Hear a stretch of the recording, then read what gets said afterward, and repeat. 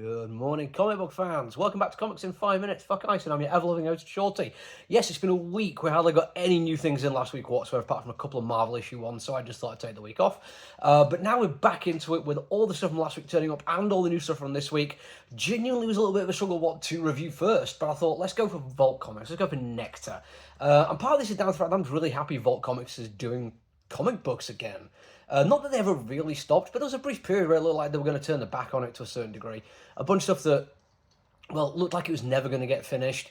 Looks like it's never going to get published. They ended up doing some of it in graphic novel format, which is really quite nice for me, because I got some stuff that otherwise I'd have been annoyed I wouldn't get to finish. But it looked like they were leaning more into doing light novel stuff, and I don't know, maybe there was just a little bit of an uproar, maybe there's people just realising it wasn't as profitable, and they've gone back to doing comic books, and I'm really happy, because they're responsible for an awful lot of the best horror comic books I've read in the past few years, and this is a horror comic book through and through. It's terrifying, scary, scary butterflies, which shouldn't be scary, shouldn't be terrifying, but thankfully, Vault do a pretty good job of making me nervous straight off the bat. I am going to start with some minor criticism though, both which tied into the same kind of thing, and neither should spoil your enjoyment of the comic book, but I noticed them, and once I noticed them, I couldn't help but wish there'd been another way of doing things. First off, on the first page, when we get the nice setup, Salem, Massachusetts, 1837, a butterfly flitting over a creepy graveyard outside a church.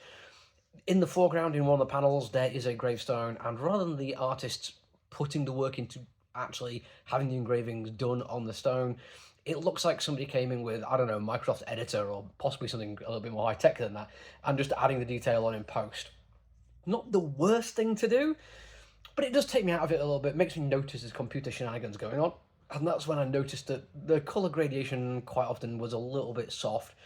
It felt like it was more just somebody kind of changing some sliders rather than manually putting the effort in. And I'm not saying it's terrible that people have shortcuts for doing this kind of thing. I'm just saying Dave Chisholm has spoiled me. It's his fault entirely. But with those two minor quibbles out of the way, both of which tie to the same thing anyway, this is a damn fine comic book. It's really good looking. The colours, apart from the soft gradations, are really effective. Very nice use of light and shadow. The daytime and nighttime sequences are done really effectively.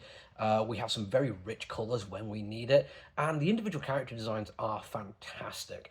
I mean, I don't know, maybe there's a thing where whoever's written the Jeremy Robinson has put a lot of effort into some eye candy here, because there is a big burly bearded man chopping wood without his shirt on. And all the characters feel like there's just enough there that they're interesting.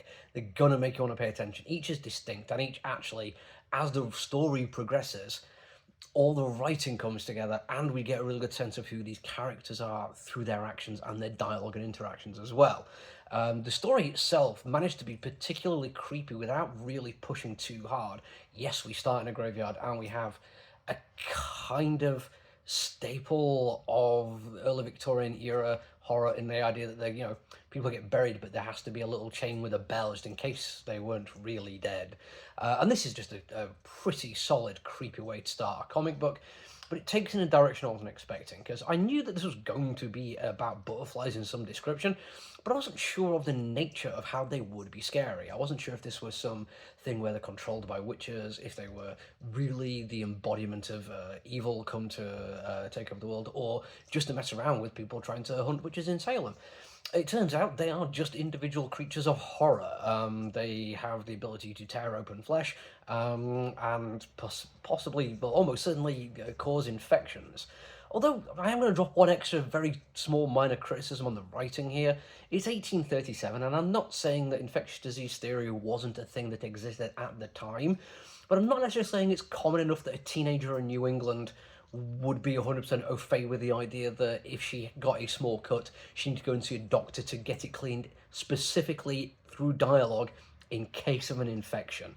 I just don't think it was that common. I'm not saying it was impossible, didn't spoil it completely for me, but just made me think, do I need to Google the history of infectious diseases here and how aware of these things general members of the populace were? Because I've studied, some warfare things around about this time period, and genuinely was considered to be fairly out there ideas on medicine, that there were tiny, tiny little microbe things which could infect you. But it's still a creepy ass thing that happens, and it makes me want to come back, because every character has their own little mini arc in this issue, and the story gets enough of it to intrigue me, but there's not a single question answered in this first one. Not in a mystery box kind of way of like, oh, come back and see what all the mystery is. Generally, the lines of, come back and read the rest of the story. They're not setting this up to be a mystery box, I don't think. They're going to tell you what's going on. I think just from some of the story beats we're getting, that should be clear. And I do want to find out what happens next. I want to see where this is going, because it looks great and reads well. That's it for me for now, though. Until I see you all again. Look after each other, everyone. Stay safe. Bye!